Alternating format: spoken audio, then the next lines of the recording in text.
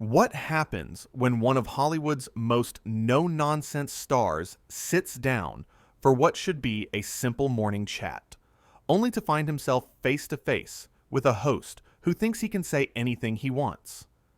In just 28 seconds, weatherman Sam Champion would make one comment too many, sparking a confrontation that would turn a routine interview into absolute chaos.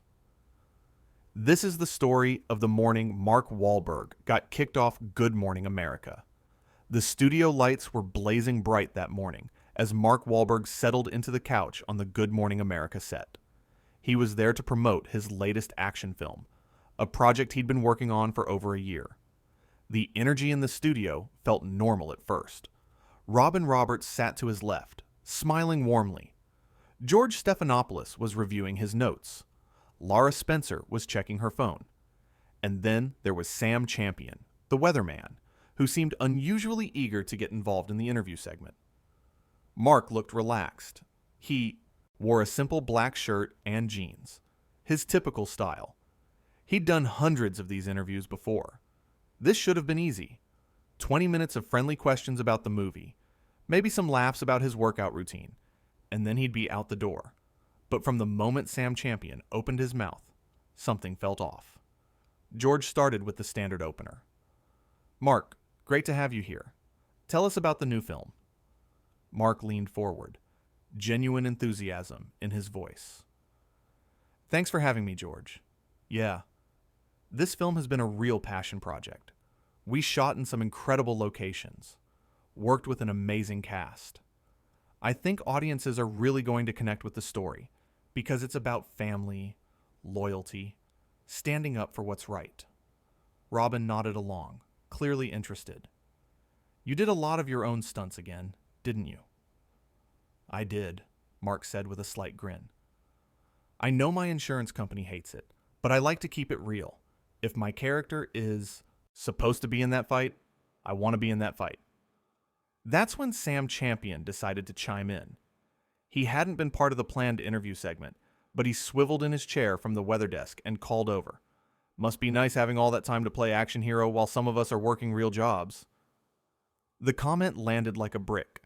The smile on Mark's face didn't disappear, but it definitely froze. Robin and George exchanged quick glances. Laura looked up from her phone, suddenly alert. Mark kept his cool. "I'm sorry. What was that?" Sam stood up from his desk and walked closer to the interview area, coffee mug in hand. "I'm just saying, must be exhausting pretending to be tough for the cameras. Some of us actually have to show up and deliver real information every single day." You could feel the temperature in the room change. Robin tried to redirect. "Sam, we're in the middle of an interview here." But Sam wasn't backing down. No, I think it's worth pointing out. We bring these Hollywood types on here, we fawn all over them, and for what? So they can tell us how hard it was to punch a stunt guy for $12 million? Mark's jaw tightened. His hands, which had been resting casually on his knees, now formed fists. But he took a breath. "Look, man, I don't know what your problem is this morning, but I came here to talk about a film that a lot of people worked really hard on. If you've got an issue with actors, maybe save it for your personal time." George jumped in, trying to smooth things over. "Let's just get back to the movie. Mark, you were saying about the locations." But Sam wouldn't let it go. He moved even closer, positioning himself right at the edge of the interview set. "I'm just keeping it real, Mark. Isn't that what you're always talking about? Keeping it real? Well, really, what do you contribute? You read lines someone else wrote, you hit marks someone else sets, and then you collect a paycheck that could feed a small country." Robin stood up. "Sam, that's enough." Mark's voice dropped lower, more controlled, which somehow made it more intense. "You don't know anything about me or what I do." "Oh, I know plenty," Sam shot back. "I know you walked away from a music career when it got too hard. I know you've been riding that tough guy image for 30 years. I know that under all that muscle and attitude, you're just another celebrity who thinks showing up is an accomplishment." That's when Laura Spencer decided to intervene. Sam, you need to go back to your desk right now. This is completely inappropriate. But the damage was accelerating. Mark stood up from the couch, and you could see every muscle in his body was tense. You want to talk about what's real? What's real is that I wake up at 3:30 every morning to train because I respect my craft.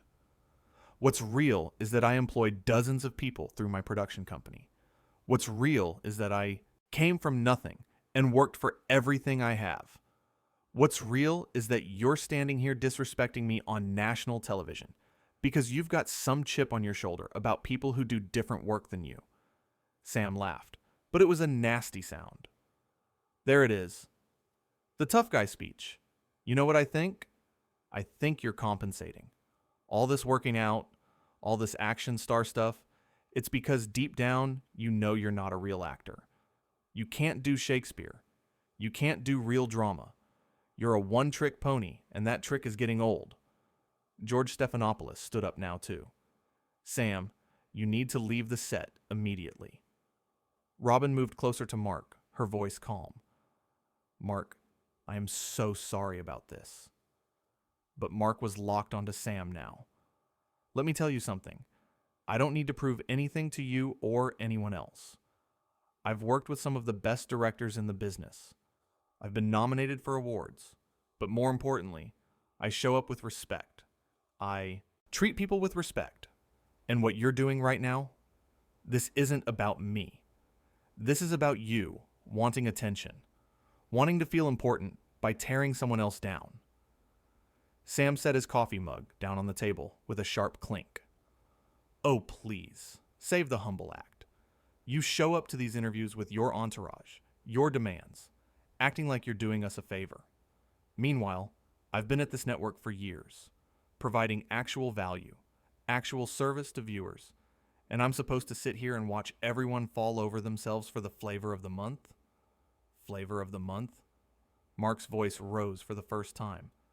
I've been working in this industry since I was a teenager. I've built a career through discipline and dedication. You don't get to diminish that because you're having a bad day. A producer rushed onto the set, trying to get between the two men. Gentlemen, we need to take a break. Sam ignored the producer. You know what your problem is, Mark? You believe your own hype. You actually think because you can bench press 300 pounds and squint at a camera that you're special. But you're not. You're replaceable. There are 1,000 guys who could do what you do. Mark took a step forward, and for a moment, everyone thought things might get physical, but he stopped himself. I feel sorry for you. I really do. Because whatever made you this bitter, whatever made you this angry, it's got nothing to do with me. I walked in here in good faith. I was polite. I was professional. And you decided to attack me for no reason. Laura Spencer positioned herself between them. This interview is over. Mark, again, we are so incredibly sorry. Sam wasn't done. Of course it's over. That's what guys like him do.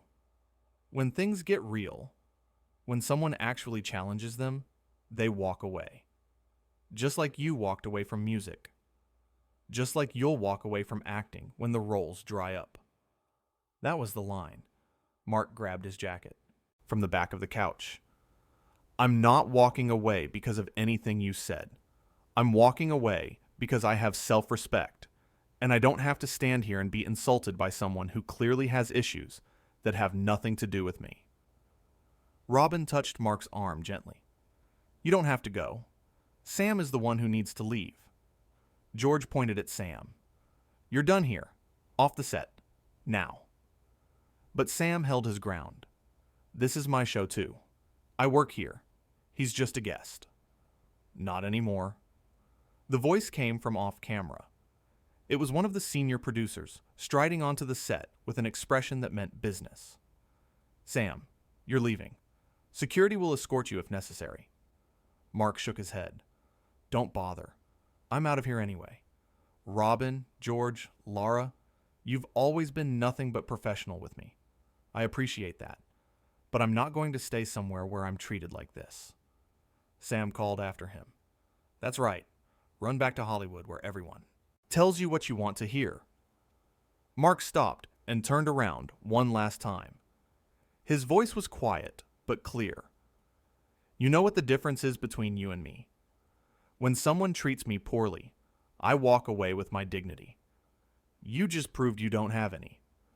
And with that, Mark Wahlberg walked off the Good Morning America set. The crew stood in stunned silence. Robin had her hand over her mouth. George was shaking his head in disbelief. Laura looked furious. The producer who had intervened grabbed Sam by the arm. My office, right now. Sam tried to play it off. What? I was just asking real questions. Since when is that a problem? Since you personally attacked a guest for no reason, the producer snapped. Move. As they walked Sam toward the exit, he called back to the remaining hosts. You all saw it. He couldn't handle a little criticism. Some tough guy. Robin finally lost her composure. Sam, what you did was cruel and unprofessional. There's a difference between asking tough questions and being deliberately hurtful. You crossed every line. George added, We've worked together for years, Sam, and I've never seen you act like this. That wasn't journalism. That wasn't even confrontational interviewing. That was just mean. Laura was the most direct. You're going to lose your job over this. I hope whatever point you thought you were making was worth it. Sam's bravado finally cracked just a little. He deserved it. For what? Robin demanded.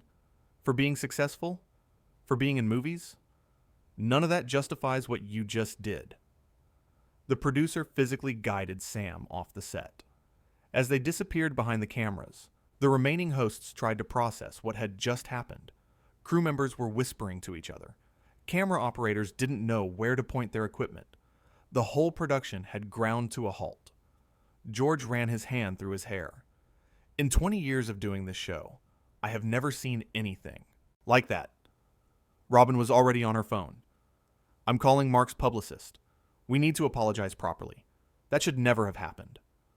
Laura sat back down on the couch, still looking shocked. Sam just ended his career.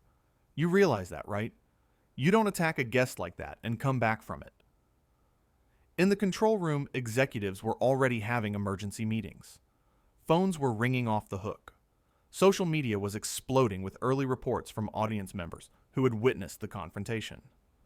The network's reputation was on the line. Back on set, a different producer approached the hosts. We're going to commercial. When we come back, we'll address what happened briefly, and then move on to the next segment. Robin, George, can you handle that? They both nodded, but you could see they were rattled. This wasn't just an awkward interview moment. This was a full-scale disaster that had unfolded live in front of everyone. As they waited for the commercial break to end, Robin spoke quietly to George. Mark has always been respectful with us. Every time he's been on this show, he's been kind to the crew. He's been prepared. He's been gracious. He didn't deserve any of that. George agreed. Sam must be going through something. That wasn't normal behavior. That was someone who's deeply unhappy, taking it out on whoever happened to be in front of him. That doesn't excuse it, Laura added. Being unhappy doesn't give you the right to be cruel. The stage manager counted them down. 5, 4, 3, 2, and they were back on air. Robin's professional smile was in place, but her eyes were serious. We want to address what some of you may have just witnessed. There was an unfortunate exchange between our guest and one of our team members. That does not reflect the values of this show or this network. We deeply apologize to Mark Wahlberg and to all of you watching at home. George continued, We pride ourselves on conducting respectful, insightful interviews. What happened just now fell far short of that standard. We hope Mark knows how much we appreciate him taking the time to be with us, and we regret that his experience was marred by inappropriate behavior. They moved on to the next segment, but the energy was completely different. The comfortable morning show vibe was gone, replaced by a tension that the cameras couldn't quite hide. Meanwhile, in a hallway outside the studio, Mark Wahlberg stood with his publicist and manager. They were both on their phones, fielding calls and texts. Mark himself looked more disappointed than angry now. "I really thought it was going to be a good interview," he said quietly. "I like Robin and George. I've always had good experiences there." His publicist nodded while typing frantically on her phone. "This isn't on you, Mark. Everyone can see that. The response is already overwhelmingly in your support." "I don't even care about that," Mark said. "I just don't understand what I did to set him off. I walked in there ready to have a nice conversation, and he came at me like I'd personally wronged him." His manager put a hand on his shoulder. "Some people are carrying around anger that has nothing to do with you. They're looking for a target, and you happened to be there. You handled it with class. You stood up for yourself without getting physical, without stooping to his level. That's all you can do." Mark nodded slowly. "I've been in fights. Real ones. Back in the day. I could have handled that differently. But what good would that have done? Just proved whatever point he was trying to make about me being some kind of thug." "Exactly," his publicist said. "You took the high road. You defended yourself verbally, and then you removed yourself from a toxic situation. That's mature. That's professional." Back inside the studio, Sam Champion was in the producer's office, and the conversation was not going well. The producer sat behind his desk, arms crossed, face stern. "Do you have any idea what you've just done?" the producer asked. Sam shifted in his seat. "I asked some hard questions. Since when is that a firing offense?" "Those weren't hard questions, Sam. That was a personal attack. You insulted his career, his talent, his character. You did it unprovoked, and you did it on live television. Our lawyers are already concerned about potential lawsuits." "Lawsuits?" Sam scoffed. "He's a public figure. You can't sue over criticism." "You can sue over targeted harassment and defamation," the producer shot back. "And make no mistake, what you did crossed the line from criticism into harassment. You made it personal. You made it mean. And you did it to a guest who was invited here in good faith." Sam's confidence wavered. "So what are you saying?" "I'm saying you're suspended. Effective immediately. Pending a full review by HR and legal. And honestly, Sam, I don't see how you come back from this. We've already had 3 sponsors call asking if they should pull their ads. Viewers are furious, and Mark Wahlberg's team is well within their rights to demand consequences." The weight of it finally seemed to hit Sam.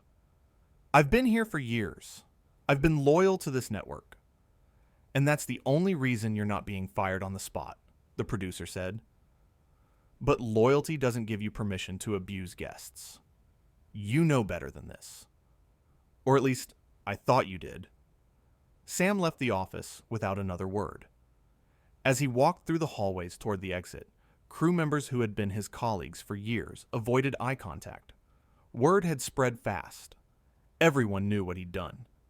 Back on set, the show continued, but it felt hollow. Robin, George, and Laura did their best to maintain professionalism, but anyone watching could tell something had fundamentally shifted. The easy rapport, the comfortable morning energy, it was all strained now. During the next commercial break, Robin turned to her co-hosts. "I keep thinking about what we could have done differently. Should we have shut Sam down faster? Should we have cut to commercial immediately?" George shook his head. "It happened so fast, and honestly, I don't think any of us could have predicted he would go that far. You can't prepare for someone just deciding to be cruel." Laura added, "The important thing is that we supported Mark. We made it clear that Sam's behavior was unacceptable. We didn't try to both sides it or make excuses. That matters." As the show finally wrapped up, the hosts gathered in their dressing rooms, exhausted by the morning's drama. News of the incident had already spread beyond the studio. Entertainment news sites were running stories. Social media was ablaze with opinions. Video clips were being shared thousands of times. The overwhelming consensus was clear. Mark Wahlberg had been ambushed and had handled it with remarkable restraint. Sam Champion had revealed himself to be bitter, unprofessional, and cruel. The court of public opinion had rendered its verdict swiftly and decisively. In his car, heading away from the studio, Mark checked his phone and saw hundreds of messages of support. Fellow actors, directors, crew members he'd worked with over the years, even fans who had somehow gotten his contact information, all reaching out to tell him they'd seen what happened and they had his back. He texted back a few close friends, keeping his responses simple. Appreciate you. All good here. Because that was the truth. He was good. He'd walked into a situation with respect and professionalism. He'd been attacked unfairly. He'd defended himself with dignity, and he'd walked away rather than escalate. He had nothing to apologize for and nothing to regret. Sam Champion, on the other hand, was sitting in his apartment, watching his career implode in real time. His phone was blowing up too, but not with messages of support. Colleagues were distancing themselves. The network had released a statement condemning his behavior. His agent had called to say they needed to talk about next steps, which was never a good sign. He tried to tell himself he'd been right, that someone needed to call out these Hollywood phonies, but even he couldn't quite believe it anymore. In the harsh light of consequence, his actions looked exactly like what they were. A bitter man lashing out at someone successful because of his own insecurities. The truth was, Sam had been feeling overlooked for years. He'd watched as the hosts got more attention, more opportunities, while he was stuck doing weather. He'd let that resentment build until it exploded at the worst possible moment, aimed at someone who had done nothing to deserve it. Now he was facing the reality that his moment of venting might cost him everything he'd built. And for what? To feel tough for a few minutes? To prove some point that nobody outside his own head even understood. Meanwhile, Mark Wahlberg pulled up to his next appointment, a radio interview that was already scheduled. He took a moment in the car to center himself, to shake off the ugliness of the morning. Then he got out, put on his professional face, and walked in, ready to talk about his film. Because that's what professionals do. They show up. They do the work. They don't let other people's issues derail them. And when someone tries to tear them down, they stand tall, speak their truth, and move forward. The hosts of the radio show had obviously heard what happened at Good Morning America. They opened by asking if he was okay, if he wanted to talk about it. Mark gave them a simple, classy response. Everybody has bad days. I wish that person well. But I'm here to talk about this incredible film and the amazing people I got to work with. That's what I'm focused on. And just like that, he reclaimed the narrative. He didn't dwell on the negativity. He didn't trash Sam publicly. He took the high road and redirected attention back to what actually mattered. The work. That's the thing about real toughness. It's not about muscles or fighting or aggressive posturing. It's about maintaining your integrity when someone tries to strip it away. It's about responding to cruelty with strength and composure. It's about knowing when to fight back and when to simply walk away. Mark Wahlberg demonstrated all of that in those 28 seconds when Sam Champion decided to make his fateful comments. He showed that true strength isn't about domination or retaliation. It's about standing firm in who you are, refusing to be diminished by someone else's bitterness, and moving forward with your head held high. The confrontation at Good Morning America became a defining moment, but not in the way Sam Champion had intended. It didn't expose Mark as a fraud or a phony.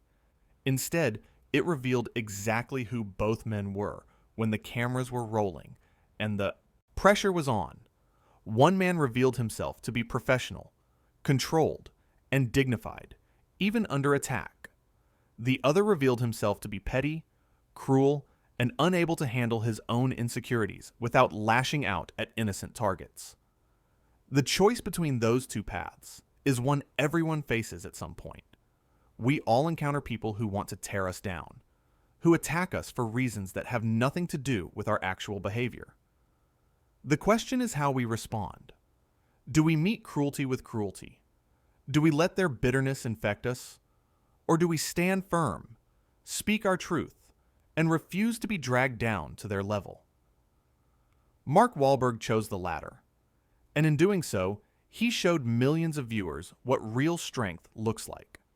Not the manufactured tough guy image Sam had mocked, but genuine inner strength, the kind that lets you walk away from a fight you could win because you know you have nothing to prove. That's the real story of what happened that morning at Good Morning America. Not a celebrity meltdown or a diva tantrum, but a masterclass in maintaining dignity under fire.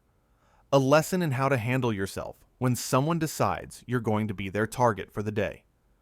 Sam Champion learned a hard lesson too, though not the one he set out to teach. He learned that there are consequences for cruelty, that professional bridges can be burned in seconds, and that the temporary satisfaction of venting your spleen is not worth the permanent damage to your reputation and career. As the day wore on and the story continued to spread, the contrast between the two men became even clearer. Mark went on to complete his scheduled interviews, handling questions about the incident with grace and refusing to pile on Sam, even though he easily could have. Sam went silent, his social media accounts suddenly inactive. His public presence vanished as the network and his representatives worked damage control. The industry took note. Producers, directors, and casting agents saw how Mark handled adversity. They saw his professionalism, his restraint, his class. It reinforced what many already knew. This was someone you could trust on set, someone who wouldn't create drama, someone who understood that the work was bigger than any individual ego.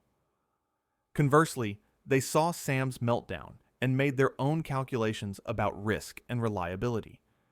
Even if he did eventually return to television, the stain of that morning would follow him.